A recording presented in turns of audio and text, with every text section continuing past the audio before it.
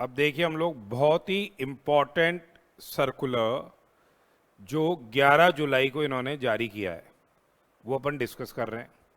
That is relating to क्या, जो corporate guarantees अभी अपन ने देखा था 28(2) के अंदर वैल्यूएशन कैसे किया था भाई। उसका वैल्यूएशन किया था अपन ने 1% ऑफ दी 1% पर एनम हो गया of the amount of corporate guarantee और the actual value which ever higher, actual जो भी कंसिडरेशन चार्ज किया है जो भी दोनों में से ज़्यादा हो।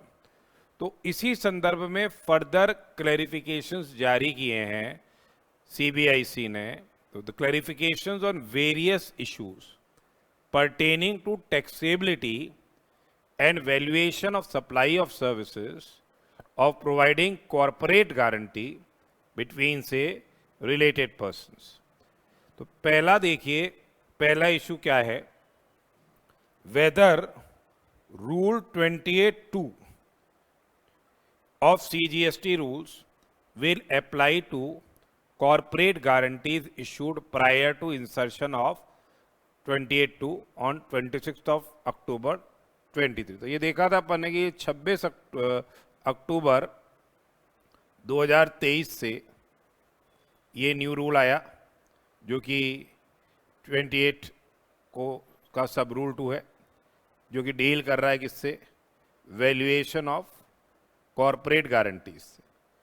तो ये पूछ रहे हैं कि भाई क्या पुरानी वाली जो कॉरपोरेट गारंटीज हैं जो दी गई हैं, क्या उन पे भी ये नियम लागू होगा क्या।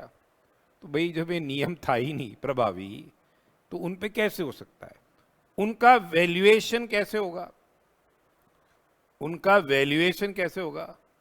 रूल 28 जो अर्सवाइल रूल 28 है, जो अब 28(1) है, उसी के अनुसार उसका क्या होगा, वैल्यूएशन होगा।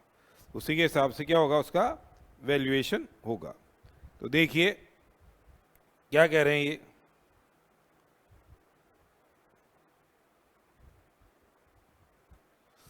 Weather rule 28(2) of CGST rules will apply to corporate guarantees issued prior to 26th of October 23। Also where intra-group corporate guarantees have been issued before 26th of October 23 which are still in force today, जो कि अभी भी प्रभावी है, would they be liable to GST on 1% of the amount of such guarantee offered on such guarantees। तो basic चीज, पहली बात तो ये चीज आ तो रही है किसकी एम्बिट में, टैक्सेबल सप्लाई की एम्बिट में ये आ रही है, इसमें तो कोई दिक्कत ही नहीं है, ये टैक्सेबल सप्लाई की एम्बिट में आ रही है। अब बात ये आती है कि क्या जो इसका वैल्यूएशन होगा पहले जो दे रखी हैं उनका क्या 28(2) के अनुसार होगा क्या, तो कैसे हो सकता है, उनका तो जो रूल 28 है उसके हिसाब से ही होगा। अब भले ही से वो गारंटी का पीरियड अभी भी चल रहा है, वैल्यूएशन उनका पहले वाले नियम के अनुसार ही होगा। पर अगर कोई नई कॉरपोरेट गारंटी दी जाती है या रिन्यू की जाती है कॉरपोरेट गारंटी 26 अक्टूबर के बाद, मतलब 26 अक्टूबर 2023 के बाद, तो उस केस के अंदर क्या है, 1% पर एनम जो नया नियम है उसके हिसाब से क्या हो जाएगा, वैल्यूएशन होगा। ठीक है, उसके हिसाब से क्या हो जाएगा, वैल्यूएशन किया जाएगा। अब नेक्स्ट देखिए, इसी में पढ़ते हैं, देखिए, it is to be clarified that the supply of service of providing corporate guarantee to any banking company और financial institution on behalf by a supplier to a related recipient on behalf of the said recipient was taxable even before the insertion of Rule 28(2) of the CGST rules with effect from 26th of October 23। Rule 28(2) of the CGST rules is only for determination of value of taxable supply। ठीक है,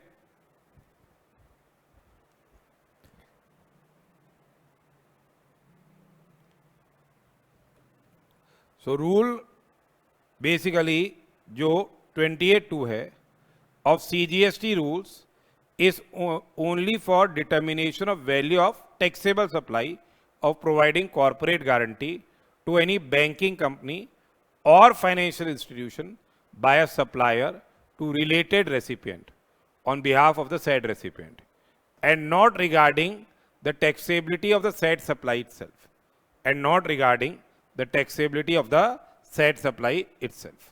तो कहने का मतलब क्या है, तो नियम तो वैल्यूएशन का है, टैक्सेबिलिटी के बारे में तो बात ही नहीं हो रही, टैक्सेबिलिटी तो वैसे ही है.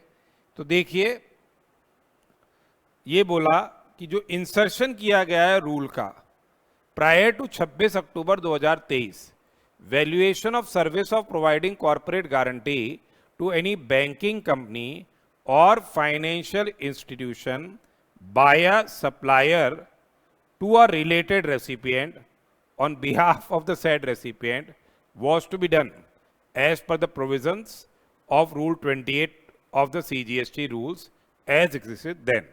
तो यानी इसमें वैल्यूएशन कैसे हो गया, वही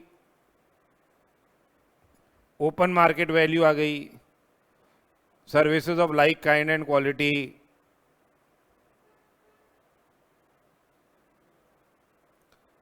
या फिर रूल 30 के अनुसार या 31 के अनुसार. और अगर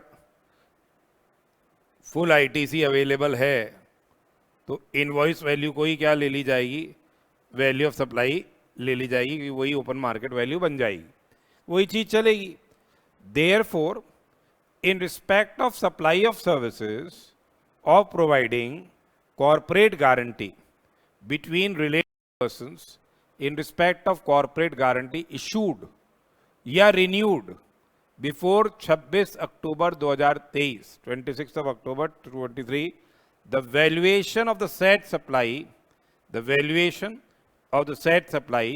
is to be done in accordance with Rule 28 as it existed during that time. The same is to be done in accordance with Rule 28 as it existed during that time. However, if corporate guarantee is issued or renewed, on or after 26 October 2023, then valuation of the said supply will be required to be done as per Rule 28(2). अगर new corporate guarantee जारी की गई है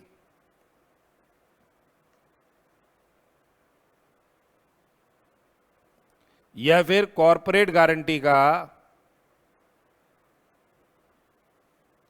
renewal होता है 26 October 2023 के बाद, तभी रूल 28(2) क्या होगा, अप्लाई होगा. तो पहला इशू मस्ट बी क्लियर. अब दूसरे की बात करो आप. In cases where corporate guarantee is provided for a particular amount. अब बात यह आई कि कॉर्पोरेट गारंटी, सपोज कीजिए एबीसी लिमिटेड ने बैंक को गारंटी दी कि जो पीक्यूआर लिमिटेड की जो बोरोइंग होगी 30 करोड़ रुपए तक की गारंटी दे दी, 30 करोड़ के अमाउंट की गारंटी दे दी, जो कि ये आपस में रिलेटेड है, इसने से पीएनबी को ये गारंटी दे दी. तो अब बात यह आती है कि अगर loan availed bye PQR limited 30 crore दिए से 10 करोड़ ही अवेल हुआ या 20 करोड़ ही अवेल हुआ, तो अब इस पर्टिकुलर सर्कमस्टांस में क्या होगा, क्या 1% 20 करोड़ का लगेगा, 10 करोड़ का लगेगा, या 1% पर एनम या 30 करोड़ का लगेगा. तो और रेसिपिएंट को क्या एंटाइटलमेंट आ जाएगा क्या, अगर लोन अवेल कम होता है तो पूरा आईटीसी वो ले सकता है क्या. तो बेसिकली देखिए इशू क्या था कि in case where the corporate guarantee is provided for a particular amount whereas loan is only partly availed या not availed at all by the recipient, what will be the value of supply of corporate guarantee. क्या value of supply रहेगी guarantee की. Also whether the recipient would be eligible to avail full ITC even before total loan is say disbursed even before से total loan is disbursed. तो basically क्या है देखिए, the activity of supply of service, the activity of supply of service of providing corporate guarantee जो है, that is not linked with what, the loan disbursed amount. भाई ये किससे link हो रही है, कितनी कॉर्पोरेट गारंटी आपने दी उसका 1% पर है ना, या एक्चुअल कंसिडरेशन जो भी दोनों में से ज्यादा है वो वैल्यू होगी। अब अगला वाला लोन कितना ले रहा है उससे मतलब नहीं है। आईटीसी भी पूरे अमाउंट का मिल जाएगा प्रोवाइडेड अदर कंडीशंस जो आईटीसी की है वो फुलफिल की जाए। दो इशू थे। तो देखिए, the activity of set supply of service, the activity of supply of service of providing corporate guarantee is not linked with the actual cost of disburse of loan. ये क्या है, जो it is not linked with what, the actual disbursal of loan. ये इससे link नहीं है कि क्या एक्चुअल डिसबर्सल हुआ है लोन का। The service that is provided by the guarantor to the guarantee, ठीक है, जो बैंक को इन्होंने दी है, is that of taking risk of default, कि अगर भाई हमारी सब्सिडी ने या हमारे रिलेटेड पर्सन ने ये डिफॉल्ट कर दी तो हम करेंगे वो, ठीक है, fulfil. Therefore it is clarified that value of supply of service of providing corporate guarantee, value of supply of service of providing corporate guarantee will be calculated on the amount guaranteed, will be calculated based on the amount guaranteed and will not be based on the amount of loan actually disbursed। कितना amount of loan actually disbursed हुआ है to the recipient of the corporate guarantee, इससे मतलब नहीं है। किस चीज से मतलब है कि value of supply of service क्या रहेगी, कितना अमाउंट ऑफ कॉर्पोरेट गारंटी दिया गया है, रादर देन कितना लोन डिसबर्स हुआ है, दैट इज नॉट रेलेवेंट, ठीक है। तो 1% per annum of the amount of corporate guarantee अपने को देखना है, ठीक है। तो यहाँ 30 करोड़ रुपए का 1% पर एनम, ये बन जाएगी क्या, वैल्यू ऑफ सप्लाई और एक्चुअल अमाउंट चार्ज विच से higher. Further it is also clarified that recipient of service of providing corporate guarantee shall be eligible to avail ITC, जितना भी GST इन्वॉल्व है उसका उसको ITC मिल जाएगा, subject to other conditions specified in the act, subject to other conditions specified in the act the rules made thereunder, irrespective when loan is actually disbursed to the recipient and irrespective of the amount of loan actually disbursed। कि कब loan disburse हुआ इससे मतलब नहीं है, कितने amount का loan disburse हुआ इससे मतलब नहीं है, आपको जितना जीएसटी पे किया गया है उसका आपको you will be entitled to take the ITC, ठीक है, सब्जेक्ट टू से fulfilment of the other conditions. फिर देखिए, in case of take over of existing loans, since there is merely an assignment of an already issued corporate guarantee, whether GST would be applicable again. For example, HDFC ने loan दिया, उसका take over किसने कर लिया, से SBI ने कर लिया। तो अब क्या ये new guarantee, new corporate guarantee के हिसाब से आपको क्या है, अब दोबारा से जीएसटी देना पड़ेगा क्या? बिल्कुल नहीं देना पड़ेगा, क्योंकि यहां नई कॉर्पोरेट गारंटी कोई ऑफर ही नहीं हुई है। यहां तो जो एचडीएफसी का लोन था उसका टेक ओवर एसबीआई ने कर लिया, एसबीआई ने जो लोन दिया था उसका टेक ओवर एचडीएफसी ने कर लिया, इसलिए बेसिकली यहां तो लोन का टेक ओवर हुआ है, कॉर्पोरेट गारंटी हमारी जो पहले थी वही रहेगी प्रभावी।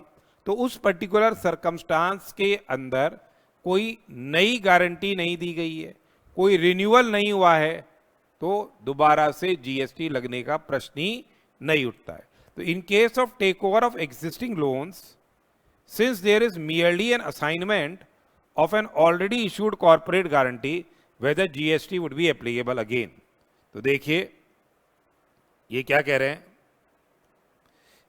in the service of providing corporate guarantee to any banking company or financial institution by a supplier to related recipient on behalf of the said recipient, the supplier of service is corporate entity providing corporate guarantee, and recipient is related entity for whom corporate guarantee is provided. भी सीधी सी बात है. Supplier कौन हो गया? जो उसका से holding company है वो बन गई सप्लायर. रेसिपिएंट कौन हो गया?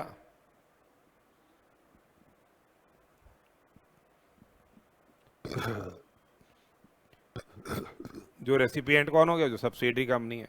पर तो ये तो एक ही बार दी गई है ना कॉर्पोरेट गारंटी. तो therefore if loan issued by banking company या financial institution is taken over by another banking company या financial institution, the same is taken over by another banking company या financial institution, the said activity of taking over of the loan, the said activity of taking over of the loan does not fall under the service of providing corporate guarantee to any banking company या financial institution by a supplier to a recipient. ये कोई दोबारा से कोई guarantee थोड़ी दी गई है. ठीक है.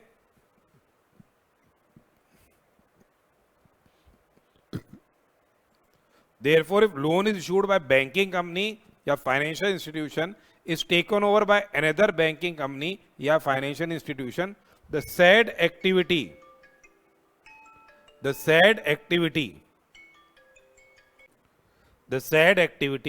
of taking over of the loan does not fall under the service of providing corporate guarantee to any banking company या financial institution by a supplier to a recipient. Therefore, it is clarified that there will be no impact on GST unless there is issuance of fresh corporate guarantee, unless there is issuance of fresh corporate guarantee, या तो नई corporate guarantee जारी नहीं की जाए, या फिर क्या है, renewal of existing corporate guarantee. यदि नई corporate guarantee जारी करेंगे तब GST लगेगा, या आपकी गारंटी का रिन्यूअल होगा तब GST लगेगा. However, if takeover of loan is followed or accompanied by fresh corporate guarantee, is followed या accompanied by issuance of fresh corporate guarantee, takeover के बाद fresh guarantee की बात कर रहे हैं, then applicable GST would be payable. तब आपको applicable GST देना होगा.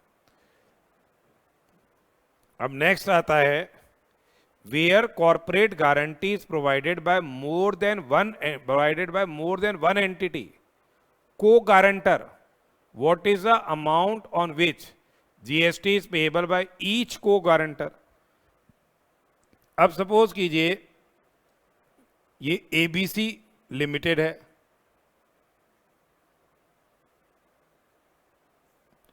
एंड PQR लिमिटेड है. उन्होंने अपनी सब्सिडरी BAL लिमिटेड को के रिलेशन में कॉर्पोरेट गारंटी दी है. से 20 करोड़ की कॉर्पोरेट गारंटी दी है, तो साल भर की कॉर्पोरेट गारंटी दी गई है. तो अब 1% 20 करोड़ का रहेगा वैल्यू. तो अब इन्होंने शेयर ऐसे नहीं बताया, तो इसकी GST लायबिलिटी ABC की और PQR की क्या आ जाएगी? आधी आधी आ जाएगी. प्रोपोर्शनेट करना पड़ेगा अपने को. तो यानी ऐसे कर लो, 0.5% ऑफ 20 करोड़ तो ABC की आ गई वैल्यू, और उस हिसाब से GST लग जाएगा. 0.5% 20 करोड़ किसका आ गया? PQR का आ गया वैल्यूएशन, और फिर एप्लीकेबल GST लग जाएगा. अब इसने 20 करोड़ की गारंटी में बोला कि भाई 12 करोड़ तो ABC का रहेगा और 8 करोड़ की किसने ली है? PQR ने लिए. ठीक है, तो 12 करोड़ का 1% ABC के लिए वैल्यूएशन हो जाएगा, 8 करोड़ का 1% पर एनम जो है ये PQR का हो जाएगा. उस हिसाब से GST लगेगा. In case where corporate guarantee is provided by multiple related entities, corporate guarantee is provided by multiple related entities, the value of such services of providing corporate guarantee shall be sum of the actual consideration paid or payable to the co-guarantors. या तो ये हो गया actual consideration,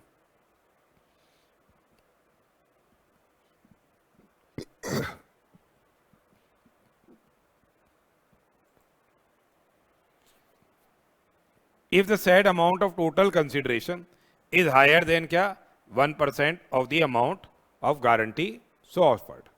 और 1% से ज्यादा actual consideration तो वो है ही है. And in case where the sum of the actual consideration is less than 1% of the amount of such guarantee offered, तो क्या होगा? GST shall be payable by each co-guarantor proportionately. GST shall be payable by each co-guarantor proportionately on 1% of the amount guaranteed by them. On 1% of the amount guaranteed by them. For instance, if there are two co-guarantors, for instance, if there are say two co-guarantors, A है and B है उदाहरण के लिए, who jointly provides a corporate guarantee to banking or financial institution on behalf of related recipient C for rupees 1 crore. Then A and B, जब इन्होंने बोला जब बराबर ही दी है और परसेंटेज असर्टेनेबल नहीं है तो A कितना दे देगा? 0.5% ऑफ अमाउंट गारंटीड, वैल्यू निकाल के जीएसटी, और B कितना दे देगा? 0.5% ऑफ 1 करोड़, वैल्यू निकाल के उस पर जीएसटी.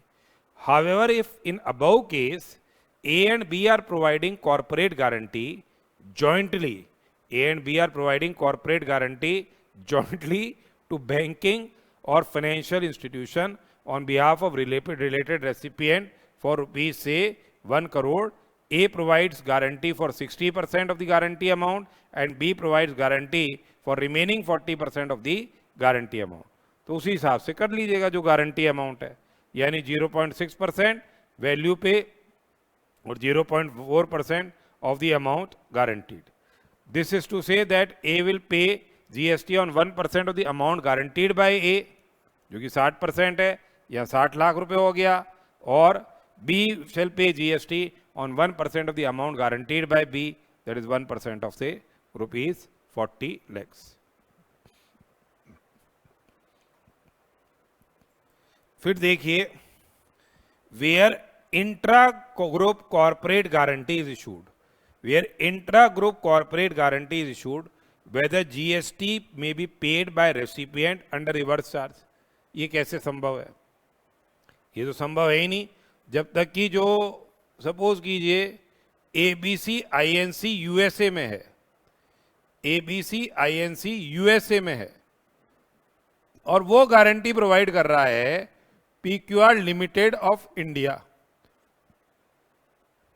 तब तो समझ में आता है ये RCM लगेगा यहाँ पे, तब तो रिवर्स चार्ज मैकेनिज्म लगेगा, क्योंकि ये इंपोर्ट ऑफ सर्विस के एम्बिट में आके इस पे जीएसटी रिवर्स चार्ज मैकेनिज्म में लग जाएगा, पहले जमा करा के आईटीसी मिल जाएगा, ठीक है. या फिर पर जब डोमेस्टिक कंपनियां ही है, सर्विस सप्लायर जिसने गारंटी दी है वो डोमेस्टिक कॉरपोरेट है, तब तो बेसिक चीज क्या है? वो फॉरवर्ड चार्ज मैकेनिज्म में ही जाएगा. तो इशू ये आ रहा था कि where intra group corporate guarantee, where intra group corporate guarantee is issued, whether GST may be paid by recipient under reverse charge as in absence of actual invoice and payment, recipient entity may not be able to claim ITC paid by domestic guarantor. वो ITC admissible नहीं होगा. So it is clarified that in case where domestic corporates issue intra-group guarantees, domestic corporate issues intra-group guarantee, GST is to be paid under forward charge mechanism. ये forward charge mechanism में ही देना पड़ेगा. And issue invoice is to be issued by supplier of the service. Invoice कौन जारी करेगा? But natural है, supplier of service जारी करेगा, providing corporate guarantee to the related recipients under section 31 of the CGST Act, read along with the relevant rules. However, in case where such guarantee is provided by foreign affiliates, आपके foreign affiliates अगर वो guarantee provide कर रहे हैं या foreign overseas entity guarantee provide कर रही है for related entity located in India, then GST would be payable under reverse charge mechanism. तब जीएसटी आरसीएम के तहत टैक्स देना होगा। किसको देना होगा? रेसिपिएंट को, that is related entity located in India. Next देखिए whether the discharge of tax liability on corporate guarantee at rate of 1% of such guarantee offered is to be done on time or yearly basis or on monthly basis, and when issued for fixed term, say 5 years or 10 years as per tenure of the loan। तो fundamentally देखो, अब इन्होंने clear कर दिया है 28(2) में value कितनी लेनी है अपने को, 1% पर एनम लेनी है of the amount of corporate guarantee. अगर सपोज करो गारंटी 6 महीने के लिए ही है, 20 करोड़ रुपए की गारंटी है, तो 20 करोड़ का 6 महीने के लिए लिए गारंटी, तो 6/12 इंटू 1% हो जाएगा। अगर सपोज करो 20 करोड़ रुपए की गारंटी दी है और एक साथ ही दे दी 5 साल के लिए, तो फिर क्या हो जाएगी वैल्यू, 20 करोड़ इंटू 5 इंटू 1%। अगर 20 करोड़ की गारंटी है और 1 साल की है, फिर रिन्यू होगी 1 साल के लिए, फिर रिन्यू होगी 1 साल के लिए, तो हर साल के हिसाब से आप जैसे जैसे चलेगा मामला वैसे से करते जाना, हर साल के लिए ये वैल्यू आ जाएगी और जीएसटी लगता जाएगा। जैसे जैसे रिन्यूअल होगा वैसे वैसे आपके 1% चलता रहेगा। तो देखिए क्वेश्चन ये था कि whether discharge of tax liability on corporate guarantee at rate of 1% of such guarantee offered is to be done on time और ऑन ईयरली बेसिस और on monthly basis when issued for a fixed term, say 5 years or 10 years as per the tenure of the loan। तो देखिए जो rule 28(2) है, rule 28(2) of the CGST rules have been amended with effect from 26th of October 23। ये 10/7/2024 से retrospective amendment आया है। therefore it is clarified that, क्या clarify कर दिया अपन ने देखा, value of supply of service of providing corporate guarantee to a banking company, financial institution on behalf of related recipient shall be 1% of the amount guaranteed per annum। 1% of the amount guaranteed per annum कर दिया है, or the actual consideration which is higher। Accordingly जो value of supply of service of providing corporate guarantee to banking company or financial institution on behalf of related recipient for a particular number of years, shall be 1% of the amount of such guarantee offered multiplied by the number of years for which the said guarantee is offered, या actual consideration whichever is say higher। In addition to the above, in case where corporate guarantee is provided for a period less than a year, say 6 months, half year, then in cases as well the valuation may be done on proportionate basis। half year है तो valuation may be done on proportionate basis for the said period। in this case value of said supply of service may be taken as 1% of the amount of guarantee offered, 1% of the amount of the guarantee offered। तो 6/12 कर लिया, 6 महीने है तो, और actual consideration which is higher। to illustrate the same, if corporate guarantee is issued for a period of say 5 years, then value of guarantee to be calculated at 1% per year of the amount of the guarantee offered or actual consideration which is higher। the value of corporate guarantee provided would be 5%, 5 साल के लिए 5% हो गया, of the amount of guarantee offered या actual consideration which is higher। therefore GST would be payable at the time of issuance of such corporate guarantee। कब payable होगा? at the payable on such amount at the time of issuance of corporate guarantee, 5% of the amount of guarantee offered or actual consideration say whichever is say higher। however if corporate guarantee is issued say for a period of say 1 year, corporate guarantee की गई है जारी 1 साल की, and is renewed 5 times, 1 साल के लिए है और फिर रिन्यूअल हो रहा है for a period of 1 year each, then tax would be payable 1% of the amount of guarantee offered और actual consideration which is higher on issue of such corporate guarantee in first year as well as हर साल जब जब वो क्या हो रहा है, रिन्यूअल हो रहा है। ये हम लोग पहले ही समझ चुके। 5 साल के लिए एक साथ दे दी 5% हो गया, 4 साल के लिए एक साल दे दी 4% of the corporate guarantee amount हो गया, ठीक है। 3 साल के लिए दी पर पहले साल फिर रिन्यूअल होगा अगले साल, फिर रिन्यूअल होगा अगले साल, तो हर साल 1%। Then whether the benefit of second proviso to sub rule 1 which states that value declared in invoice be deemed to be the open market value where full ITC is available to the recipient is not applicable in cases falling under sub rule 2। तो अब तो clear ही कर दिया। इन सब rule 2 में भी amendment लेके आ गए, इन रूल 28(2) भी तो अमेंडमेंट देख लिया अपन ने कि अगर फुल ITC अवेलेबल है, 28(2) में भी लिख दिया, इनवॉइस वैल्यू ही क्या हो जाएगी, ओपन मार्केट वैल्यू हो जाएगी। और अगर कुछ भी इनवॉइस में अमाउंट नहीं चार्ज किया गया तो नीली बन जाएगी उस केस। तो देखिए, proviso has been inserted under rule 28(2) of the CGST rules retrospectively 26 अक्टूबर से, similar to that provided in second proviso to rule 28(1) of the CGST rules, to provide that basically the benefit in cases involving supply of service of corporate guarantee between say related persons.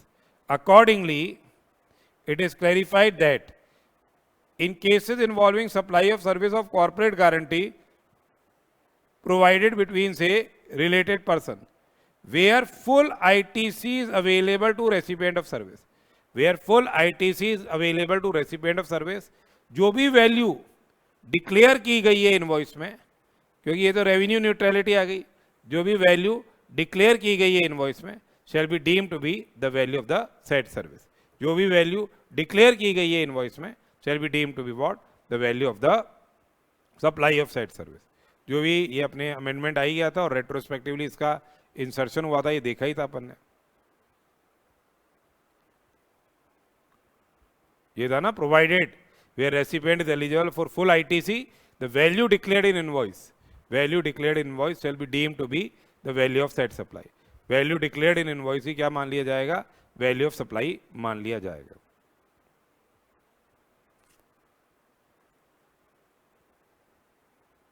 ये बहुत ही important है भैया exam के point of view से। Then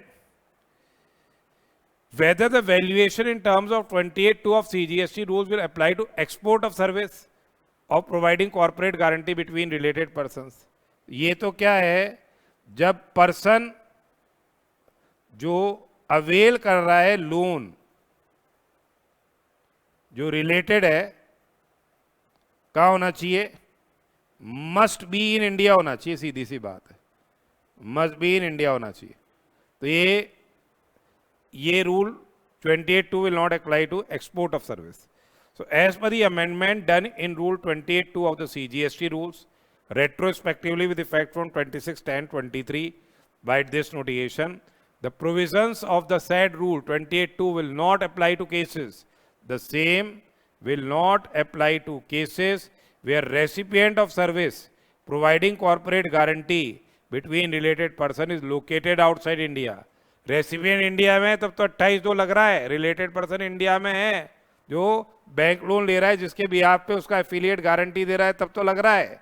परंतु अगर जो loan ले रहा है व्यक्ति वो भारत के बाहर है, तब ये रूल अप्लाई नहीं हो रहा है। Accordingly provisions of the said sub rule shall not apply to the export of service of providing corporate guarantee between related persons.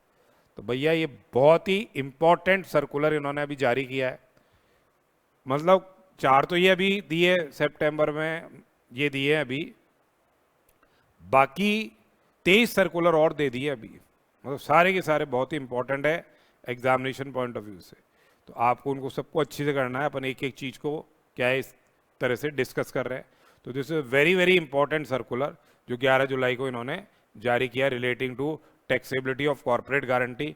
पिछली बार भी एग्जाम में अपन ने देखा था कॉर्पोरेट गारंटी में 2 क्वेश्चन पूछ लिए थे, वैसे ही इस बार भी अब ऐसे इश्यूज को लेके डेफिनेटली एक तो पर एनम का concept, related in India concept, को गारंटर्स का कंसेप्ट, मतलब question definitely can be asked from this particular topic. तो this is very very important topic from examination point of view. Circular अच्छी से करके जाइएगा एग्जाम के पॉइंट ऑफ व्यू से. 100% the same can be asked in your May examination. पक्का May exam में इसके आने के चांसेस हैं. लगातार चल रहा है अपना ये बेसिक चीज देख लीजिए. अब आप लगातार हम लोग क्या है क्लैरिफिकेशंस किए जा रहे हैं, डिस्कस किए जा रहे हैं.